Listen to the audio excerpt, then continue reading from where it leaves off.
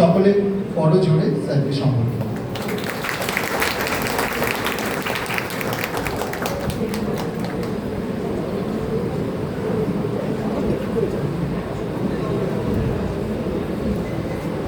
তেলের শিশি ভাঙলে পরে কুকুর উপর রাগ করো, তোমরা যেসব বুড়ো পোকা ভারত ভেঙে ভাগ করো। ভাঙছ প্রদেশ, ভাঙছ জেলা, জমি জমা ঘরবাড়ি, পাটের আড়ত, ধানের গোলা, কারখানা আর রেলগাড়ি। কবির এই বেদনা ভরা গ্লানি সেই বঙ্গভঙ্গ 14ই আগস্টের দিনই ব্যক্ত হয়েছিল তা নয়। 14ই আগস্ট স্বাধীনতার যুবকাষ্ঠে খণ্ডিত হওয়া দুটি ডানা ভারতবর্ষ থেকে বেরিয়ে পাকিস্তান এবং পূর্ব পাকিস্তান নামক দুটি রাষ্ট্রের জন্ম দিয়েছিল। ভারত মূলত ধর্মনিরপেক্ষ দেশ হিসাবে নিজেকে প্রতিষ্ঠিত করতে পারলেও পাকিস্তান রাষ্ট্রটি একটি ইসলামিক রাষ্ট্রে পরিণত হয়েছে। সমগ্র ভারতবর্ষ যেখানে স্বাধীনতার স্বাদ আস্বাদন করছে, স্বাধীনতাকে নিয়ে মেতে আছে, তখন বঙ্গ এবং পাঞ্জাব তাদের দেশকে ভুলে গিয়ে মেতে উঠেছে ধর্মীয় দেশ, দয় বয় বেকার পেট কাটা দেশ। এই ধর্মীয় হানাহানির পথ ধরে আমরা সেই বিষ এখনো বহন করে চলেছি, যে বিষের বিষবৃক্ষ ব্রিটিশ শাসক 1757 থেকে 1947 সাল দীর্ঘ 200 বছরের যাত্রাপথে এই সাম্প্রদায়িকতার বীজ বপন করে দিয়েছিল ভারতবর্ষে, যার চূড়ান্ত পরিণতি 1947 সালের 14ই আগস্ট দুটি পৃথক রাষ্ট্রের, যার ফলে উদ্বাস্তু মানুষ ঘুম থেকে উঠে দেখছে তার বাড়ি আর তার বাড়ি নেই, সেটি একটি অন্য রাষ্ট্রে পরিণত হয়েছে। কবি সত্তায় এই যদি আমার দেশ না হয় তবে কার দেশ বল। যে দেশের জন্য মাস্টারদা প্রীতিলতা ওয়াদ্দার সংগ্রাম করেছে, সেই ভূখণ্ড আজ সেই দেশের জন্য নয়, সেই দেশ আজকে পরদেশ, পরবাসে।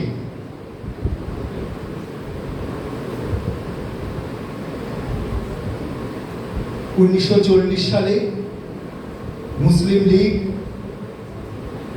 তারা নিজেদেরকে ঘোষণা করেছে একটি পৃথক রাষ্ট্রের দাবিতে, কারণ তারা দাবি করতেন তারা সমগ্র মুসলিম সমাজ বা ইসলামিক সমাজের প্রতিনিধি এবং সংগঠন। ইসলাম সমাজের শেষ কথা তারাই। সেই দাবিকে তারা মান্যতা দিয়ে লাহোর অধিবেশনে ঘোষণা করলেন একটি পৃথক রাষ্ট্র করতে হবে, আর তাদের দাবিকে ইন্ধন দিতে লাগলেন ব্রিটিশ প্রশাসন এবং ব্রিটিশ সরকার।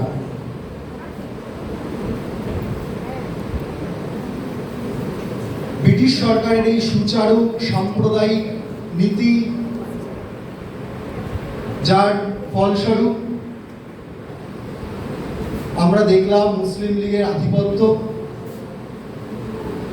এবং 1942 ভারত ছাড়ো আন্দোলন, যখন সমস্ত কংগ্রেস নেতারা জেলবন্দি, রাজনীতির আঙিনায় শুধুমাত্র মুসলিম লীগ অধিষ্ঠান করছে, মুসলিম লীগ তখন প্রচার করতে শুরু করলো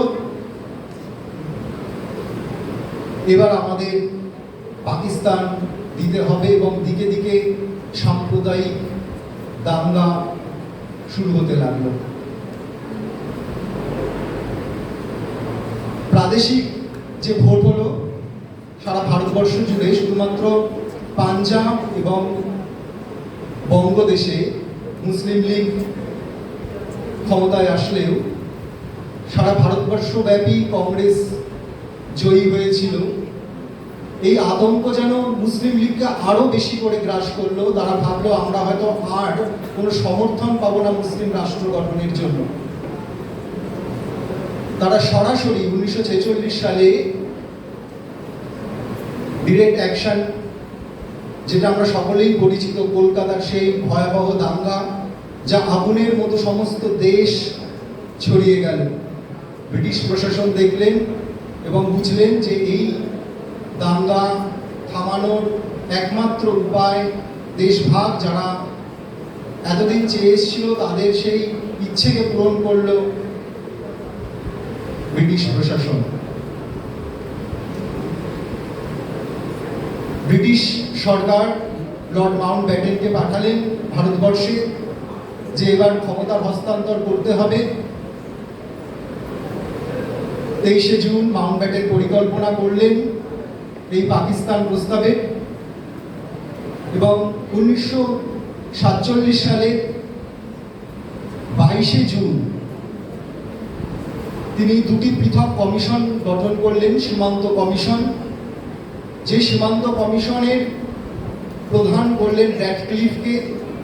তিনি এমন একজন ব্যক্তি যার ভারতবর্ষের মানচিত্র সম্পর্কে ধারণা নেই, ভারতের ঐতিহ্য সম্পর্কে ধারণা নেই, ভারতের সংস্কৃতি সম্পর্কে কোনো ধারণা নেই। এমন একটি ব্যক্তি হাতে কাঁচি নিয়ে নিজের মতো করে মানচিত্রকে টুকরো টুকরো করে নিলেন, বঙ্গদেশের মাঝখান থেকে কাঁচি চালালেন, আর বঙ্গদেশ বিচ্ছিন্ন হয়ে পড়ল ভারতবর্ষ থেকে। নতুন রাষ্ট্র পূর্ব পাকিস্তান। এই দেশ ভাগ করেও সমস্যার সমাধান কিন্তু করা যায়নি। আগুনে ঘি ঢালার মতো, দাবানলের মতো আগুন আরো বেশি করে ছড়িয়ে পড়ল। আধিপত্যের লড়াই, ধর্মের লড়াই। 1950-65 প্রতিনিয়ত এই দাঙ্গা, সাম্প্রদায়িক হানাহানি চলতে থাকলো। আর কাতারে কাতারে মানুষ, বিশেষত যারা ওপারের সংখ্যালঘু হিন্দু ধর্মের মানুষ, তারা কাতারে কাতারে এই বর্ডার পার করে এপারে চলে আসলেন। আমরা জানি যে স্বাধীনতা আন্দোলনের শহীদদের জন্য কোনো বেদি আছে, কোনো শহীদ মঞ্চ আছে। ভাষা আন্দোলনের শহীদদের জন্য বেদি আছে, কিন্তু দেশভাগের বলি যারা হলেন তাদের শ্রদ্ধা জানানোর মতো কোনো বেদি আজও কিন্তু ভারতবর্ষ তথা কোনো পাকিস্তান বা কোনো রাষ্ট্রে তৈরি হয়নি। আমরা ধন্যবাদ জানাবো পশ্চিমবঙ্গ সরকারকে এবং আমাদের মাননীয় রাজ্যপালকে এই আজকের দিনটিকে নতুন আঙ্গিকে তাদেরকে শ্রদ্ধা জানানোর একটা মুহূর্ত আমাদের কাছে প্রাক স্বাধীনতা পূর্বে উপহার দেওয়ার জন্য। আমরা এই প্রথম এরকম একটি দিবস পালন করছি, যার মধ্য দিয়ে সেই উদ্বাস্তু মানুষের জীবন সংগ্রামকে কুর্নিশ জানাতে পারি। আমরা এমন একটি দিন পালন করছি যে দিনটি এই উদ্বাস্তু সম্প্রদায়ের সব থেকে যারা বলি হয়েছিল, দেশ ভাগ, দেশ যন্ত্রণা বা দেশের রাজ্য রাজনীতিতে যাদের কোনো উপস্থিতি সেভাবে লক্ষ্য করা যায়নি, সেই বিরাট সংখ্যক নারী যারা ধর্ষিত হয়েছিল বছরের পর বছর, তাদের কথা শুধুমাত্র আমরা উপন্যাসে পেয়ে গেছি। সুনীল গঙ্গোপাধ্যায়ের অর্জুন, মেঘে ঢাকা তারা শক্তিপদ রাজগুরু, কোমল গান্ধা ঋত্বিক ঘটকের বিখ্যাত সিনেমা মহানগর সত্যজিৎ রায়ের, এর মধ্য দিয়ে আমরা এই সমস্ত উদ্বাস্তু মানুষের জীবনকে হাতড়ে গেছি, তাদের কষ্ট ও যন্ত্রণাকে দেখেছি। সাহিত্যেই তাদের স্থান দিয়েছি, কিন্তু ইতিহাসের দলিল, দস্তাবেজ, সরকারি কোনো নথিতে তাদের এই সংগ্রামকে আমরা স্বীকার করিনি। তারা লড়ে চলেছেন আজও পর্যন্ত নাগরিকত্বের পরিচয়ে। তাদের স্বাধীনতার এই 75 বছর পরেও নিজেদের আইডেন্টিটি ক্রাইসিসের লড়াই তাদের এখনো জারি আছে, কিন্তু তারা এখনো সংগ্রাম করছে নিজেদেরকে মূল স্রোতে ফিরিয়ে নিয়ে আসার জন্য সদা সর্বদা সচেষ্ট হচ্ছে। তো আজকে আমরা সমবেত হয়েছি সেই সমস্ত মানুষ যারা এই দেশভাগের যন্ত্রণায় পীড়িত, দেশভাগের মর্মান্তিক পরিস্থিতিতে যারা নিজেদেরকে ফিনিক্স পাখির মতো নিজেদেরকে বাঁচিয়ে রেখেছে। তাদেরকে আমরা হয়তো সবাইকে আজকে আর পাবো না, কিন্তু তাদের উত্তরসূরি ব্যক্তিগতভাবে আমিও উদ্বাস্তু পরিবারের সন্তান, তো তাদেরকে আজকে আমরা স্মরণ করব, তাদের সংগ্রামকে আমরা স্যালুট জানাবো। আমরা মঞ্চে ডায়ালসে ডেকে নিচ্ছি আমাদের সিকম স্কুল অফ এডুকেশনের সমস্ত অধ্যাপক এবং অধ্যাপিকা ম্যাডাম স্যারদের। আমাদের সঙ্গীতের মধ্য দিয়ে আমরা আজকে এই অনুষ্ঠানের মূল সুরটিকে তুলে ধরার চেষ্টা করব। Madam, sir.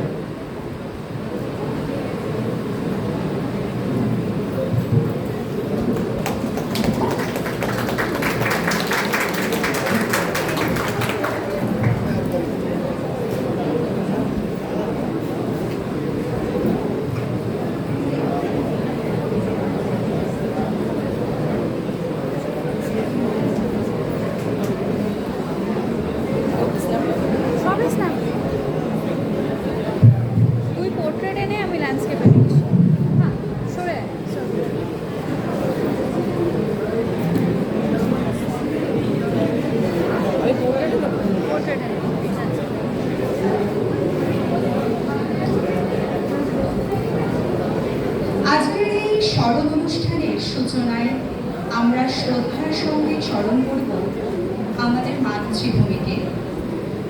দেশ ও মাটির প্রতি ভালোবাসা, আত্মত্যাগ এবং ঐক্যের চেতনাকে ধারণ করে পরিবেশিত হবে অমর দেশাত্মবোধক গান বন্দে মাতরম।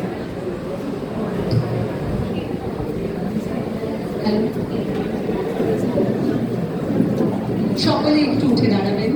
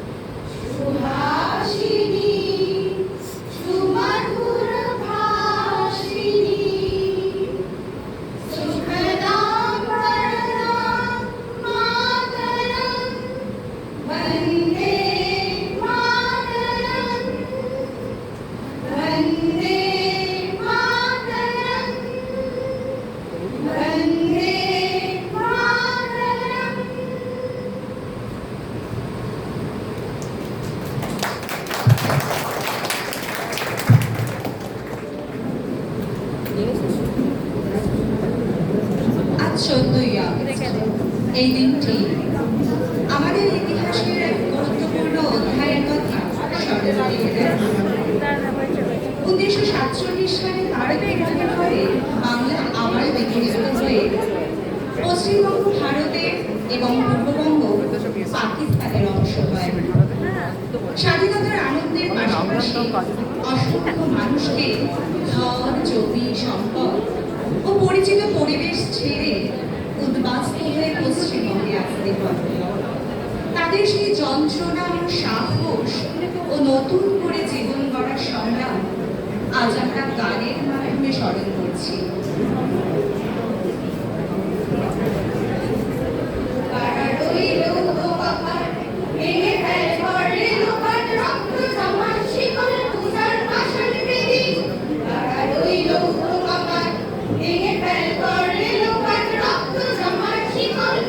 Passion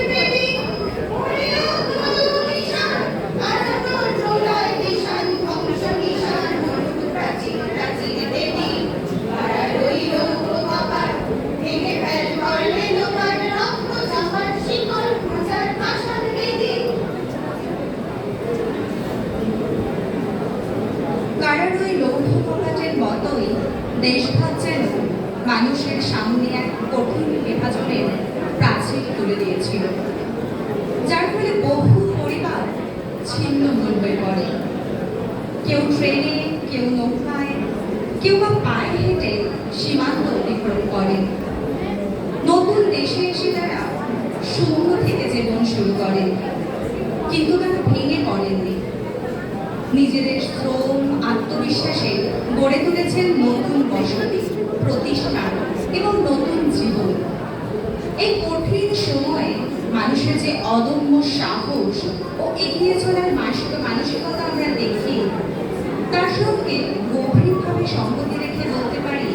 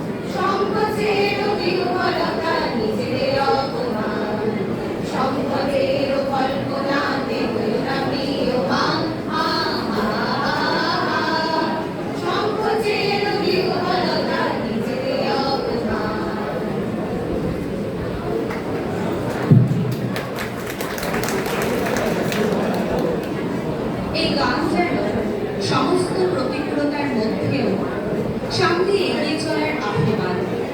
ঘর হারালেও মানুষ তার মাটিকে ভুলতে পারেনি। নতুন জীবনে থেকেও ফেলে আসা দেশ, বাড়ি ও স্মৃতি তাদের হৃদয়ে থেকে গিয়েছিল। এই মাটির প্রতি ভালোবাসার অনুভূতিকে ধারণ করে পরিবেশিত হবে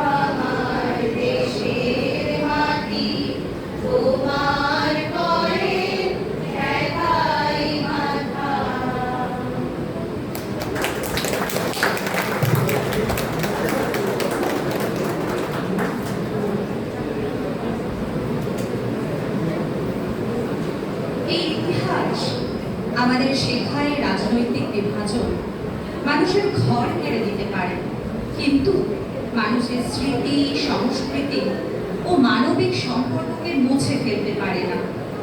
আসুন এই অতীতের এই বেদনাদায়ক থেকে শিক্ষা নিয়ে আমরা শান্তি, সম্প্রীতি, সহমর্মিতা ও মানবিকতার পথে এগিয়ে চলি। সমস্ত বিভাজনের ঊর্ধ্বে রয়েছে আমাদের মাতৃভূমি, আমাদের ভারতবর্ষ।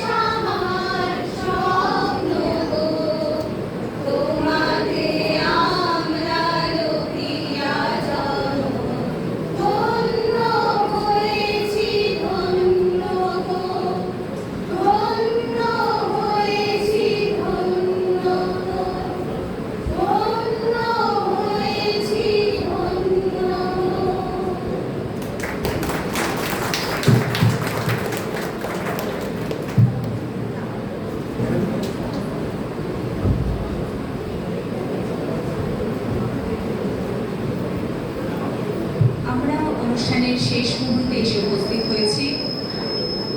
আমরা সর্বশেষে জাতীয় সঙ্গীতের মাধ্যমে আমাদের অনুষ্ঠান শেষ করব। সকলকে অনুরোধ করছি উঠে দাঁড়ানোর জন্য এবং সমবেত কণ্ঠে জাতীয় সঙ্গীত গাওয়ার জন্য।